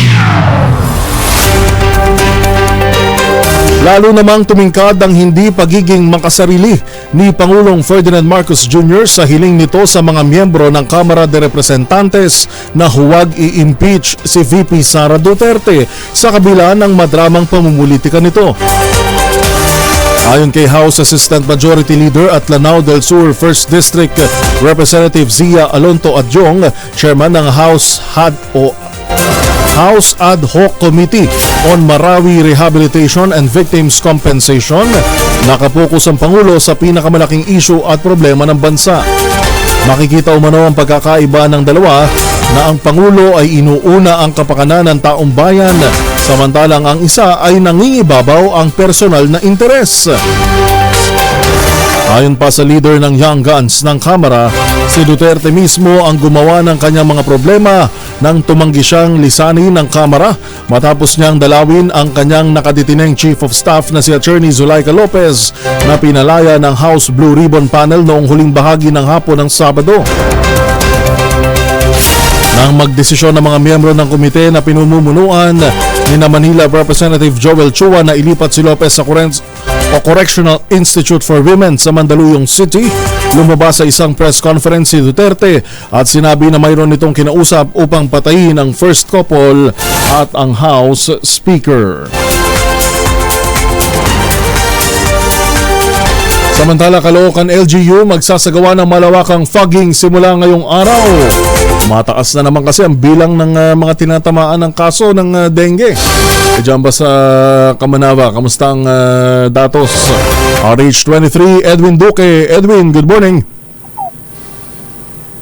Yuel, dahil doon sa patuloy pa rin ng pagkasipa ng mga biktima ng dengue. Sa ilang kaya nadala yung mga lamok na nagdadala ng sakit na dengue, naglabas kasi ng anunsyo ang Caloocan Juice para sa Batangkang Caloocan kaugnay doon sa panibagong schedule ng malawakang packing operation na magsisimula na ngayong umaga. Ang operasyon ng kontra dengue ay magsimula ngayong umaga, December 2 hanggang araw ng Biyernes, December 6, 2024 sa panguna ng City Environmental Management Department. Ayon kay Mayor Alunga Malapitan, iniling ang pagkikisa ng lahat ng mapanatili ang kalinisan sa kanilang mga komunidad upang maiwasan ang iba't ibang karamdaman, lalo na yung sakit na dala ng dengue. Sa North Caloocan ay ang mga schedule ngayong araw ay ang Barangay 173, Barangay 177, Barangay 178. Sa mga talaga araw ng buwas naman, Barangay 168, 177, 178 at sa December 4, Barangay 168, 177, 186, December 5, Barangay 171, 175, Barangay 180. At sa Biyernes, Barangay 171, Barangay 177, Barangay 178. Samantala, sa South naman, para sa kalaman ng mga residente, para makipag-compete sa kanilang mga barangay, ang dagat-dagataw sa Barangay 12. Sa December 3 naman ay Barangay 149, sa December 4, Barangay 153, December 5, Barangay 46, at sa December 6 naman ay Barangay 35. RH23, Edwin Duque nagulat sa DSRH, una sa Pilipinas, una sa Pilipino. Thank you, maraming salamat Edwin Duque. Alas 5:44 sa pagdiriwang ng Bonifacio Day nitong Sabado, ipinaalala ni Speaker Ferdinand Martin Romualdez sa mga Pilipino ang kahalagahan ng integridad, pagkakaisa at pagkakaroon ng pananagutan sa pagbuo ng isang matibay at matatag na Pilipinas. Hinilala ng lider ng Kamara de Representantes na mayroong higit 300 kinatawan ang katapangan ni Bonifacio na inilaban ng pang-aapi at isinulong ang pagkakaroon ng kalayaan, hustisya at kapakanan ng mga Pilipino. Nagbalik raw si Romualdez sa kahalagahan ng mga prinsipyo ni Bonifacio, partikular ang uri ng kanyang pamumuno na nakaugat sa katotohanan at responsibilidad sa pagharap sa mga hamon. Hinamon ni Speaker Romualdez sa mga Pilipino na huwag matinag sa pagharap at sama-samang maniwala sa kakayahan na sumulong at umunlad. Nanawagan din ng leader ng Kamara sa mga Pilipino na itakwil ang takot at hindi pagkakasundo at yakapin ang diwa ng bayanihan sa pagbuo ng bansa na nakaugat sa kapayapaan, katarungan at kaunlaran. Tinapos ng lider ng Kamara ang kanyang mensahe sa paghimok sa mga Pilipino na kilalanin ang mga sakripisyo ni Bonifacio sa pamamagitan ng pagbabantay sa demokrasya at pagpapanatili ng kalayaan na kanyang ipinaglaban. Bagong balita, bagong impormasyon, kasama si Kuyang Angelo Palmones. Magandang umaga, Pilipinas. Pagproseso naman ng mga special permit ng mga bus o tamang-tama na nabibiyahe ho ngayong holiday season sa mga probinsya mula dito sa Metro Manila, sisimulan na ng LTFRB. Balita mula kay RH5, Val Gonzales. Val. Kuya Yuel, simula ngayong darating na Disyembre 15 ay sisimulan na ng Land Transportation Franchising Regulatory Board ang pagproseso sa mga application ng mga bus na bibiyahe sa mga lalawigan sa panahon ng Kapaskuhan. Ayon sa LTFRB, aganda ito sa inaasang dagsa ng mga commuters na uwi ng mga lalawigan. Ayon pa kay, sabi nitong si LTFRB Chairman Chopilo Guadis III, 15 araw ang validity ng special permit na magsisimula Disyembre 20 hanggang Enero 4 na ng susunod na taon dahil dito'y umaapila. Ngayon pa lamang ay umaapila na si Guadis sa publiko na planuhin ang pagbiyahe ngayong holiday season. Ako si Val Gonzales, DCRH, una sa Pilipinas, una sa Pilipino. Maraming salamat, Val Gonzales, sa kaugnay ng balitang yan. Handa na ang MMDA o Metropolitan Manila Development Authority para sa pagsisimula ng Christmas season na nangangahulugan ng pagdami ng mga sasakyan sa lansangan. Ayon sa MMDA, inaasahan na nila ang mas mabigat na daloy ng trapiko sa Metro Manila ngayong buwan. Ito'y dahil sa nakagawian ng pagtutungo sa malls at iba pang shopping area ng mga Pinoy upang mamili ng mga pangregalo at pamasko. Sa pagdaya ng ahensya, inaasahan nilang aabot sa 500,000 sasakyan ang dadaan sa EDSA kada araw ngayong Christmas season. Mas marami sa 421,000 na daily average ng mga sasakyan na naitala noong Setyembre. Bunsod dito, nagdagdag na ng tauhan ng MMDA at tinatasan ng deployment ng mga traffic enforcers sa highways ng Metro Manila hanggang hating gabi. Umapela naman ng MMDA sa mga motorista na habaan ng pasensya at sumunod sa batas trapiko. Bagong balita, bagong impormasyon, kasama si Kuya Angelo Palmones. Magandang umaga, Pilipinas! Antabayan niyo po sa ating pagbabalik yung daw pong mga focus crimes na mga malalaking krimen sa Central Luzon bumaba. Buti naman, abangan ho ang detalye yan sa ating pagbabalik sa Magandang Umaga Pilipinas. Oras ho natin.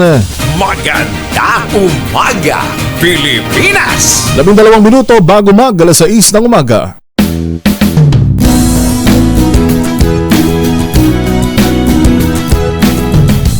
Yung pinakamurang ready for occupancy unit ngayon sa buong housing industry, 5% lamang daw payment, pwede pang GIBSA. Ang tinutukoy po natin ng mga proyekto ng West Asia Realty, dyan po sa Central Luzon, yung Sibera Mabalacat, Sibera Bacolor, at saka Samira, at Sibera Prestige.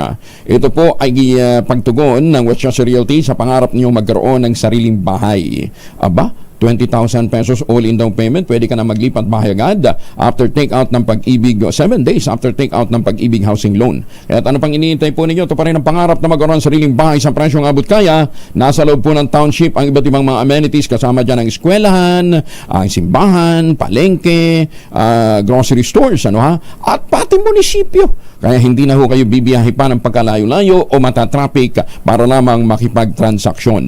Napakalapit lang din po niyan sa Clark International Airport at Clark Economic Zone. Ito pa rin ang pangarap na magkaroon ng sariling bahay sa presyong abot kaya. Tawag na sa 0996-501-5555 o dili kaya sa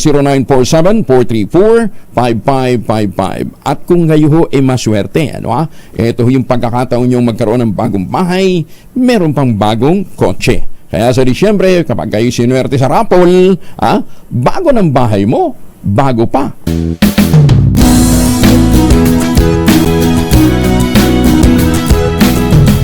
Magbago man ang panahon, doon kami sa gawang Peerless. Champion! Mula sa baretang pangmatagalan, purong powder.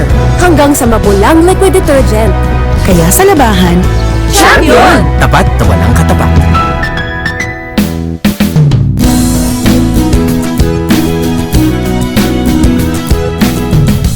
Magbago man ang panahon, doon kami sa gawang Peerless. Champion! Mula sa baretang pangmatagalan, purong powder. Hanggang sa mapulang liquid detergent. Kaya sa labahan, Champion! Tapat na walang katapat.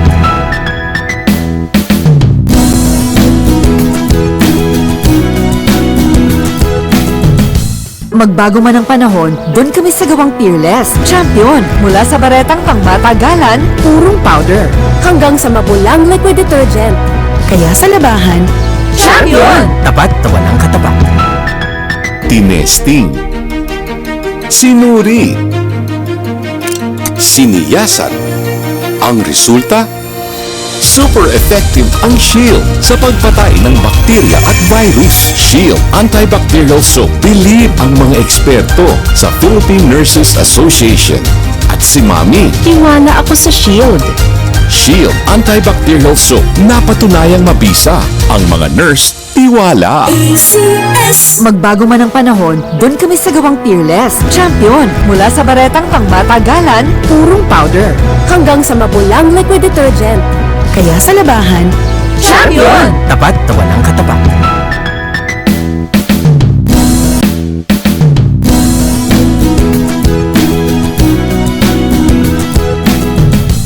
Na mga probinsya, baka gusto nyo silipin ngayong weekend ang St. Monique Ballet, the most prestigious project ngayon dyan po sa Binangonan, Rizal. Meron po silang model townhouse dyan, yung Bianca. 2-story townhouse yan with balcony, may 2 hanggang 3 bedrooms. Pwede nyo ma-avail through Pag-ibig Financing at less than 20,000 pesos a month. 30 years to pay.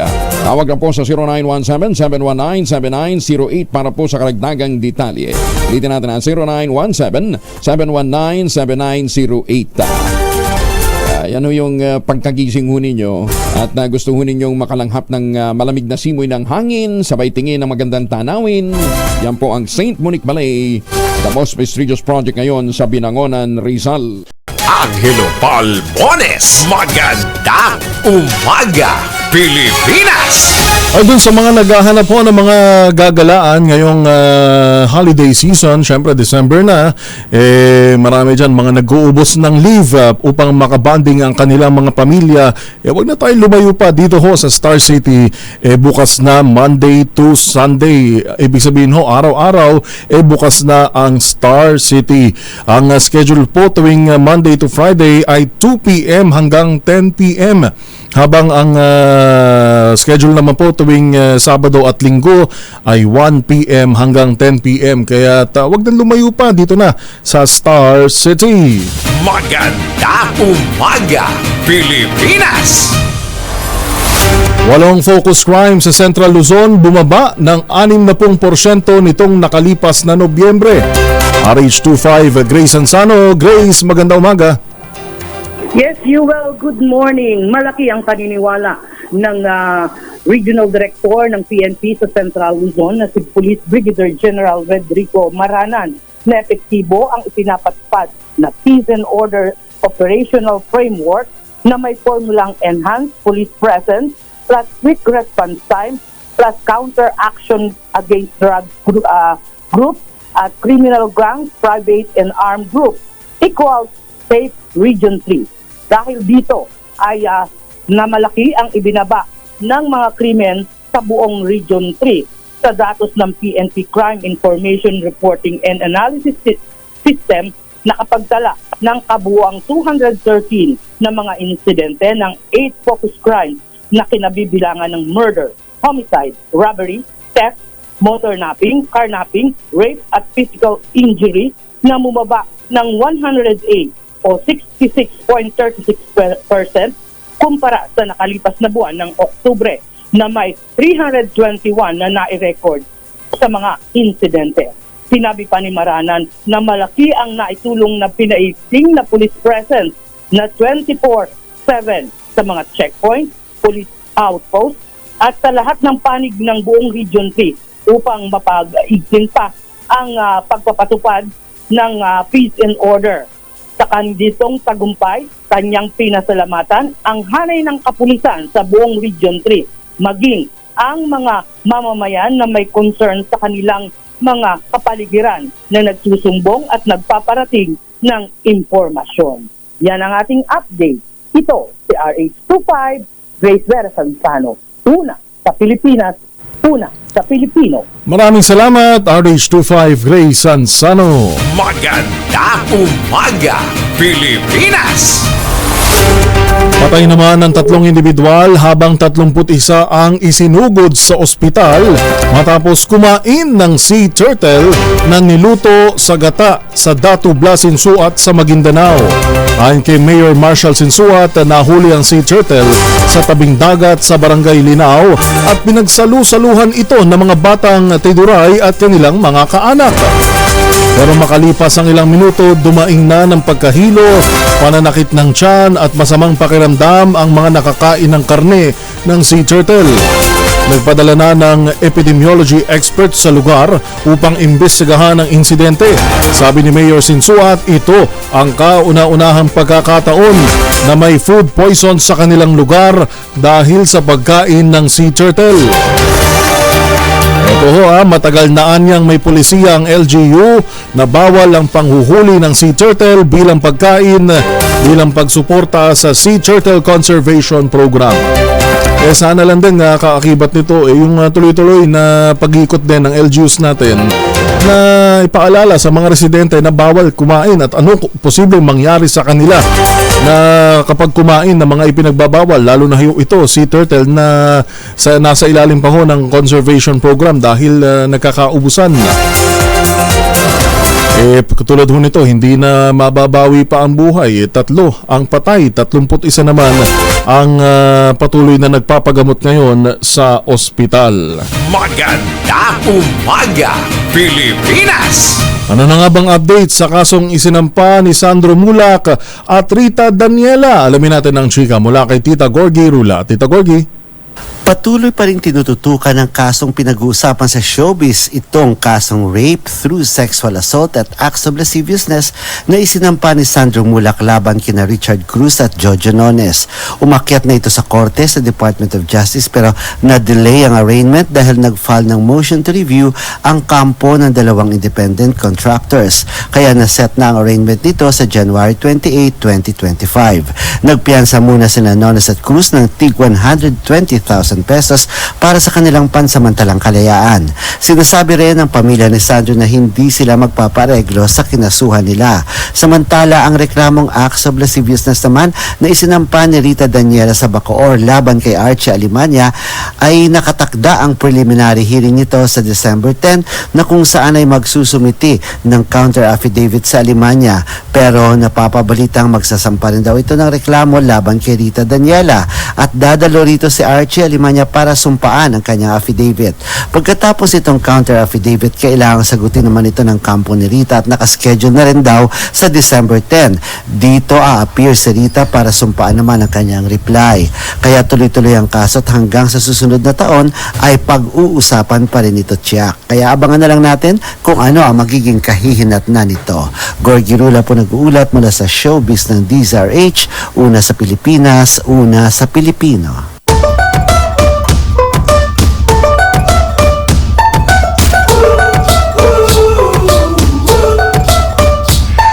Yan na po mga balitang itinampok sa Magandang Umaga Pilipinas ngayong unang Lunes ng buwan ng Disyembre 2024. Sa pangalan po ni Kuya Angelo Palmones, ako po'y mapapanood ninyo at mapapakinggan tuwing alas 12 ng tanghali sa MBC TV Network News sa DZRH TV. Ngayon din po sa RH Balita tuwing Sabado alas 12 ng tanghali sa DZRH at DZRH Boom Balita tuwing alas 5 naman ng hapon hanggang alas 6 ng hapon ng Sabado. Muli ito po si Yuel Reyes. Susunod na ang 2x2 at ang ACS Balita. Ang ating pong oras, alas 6 ng umaga.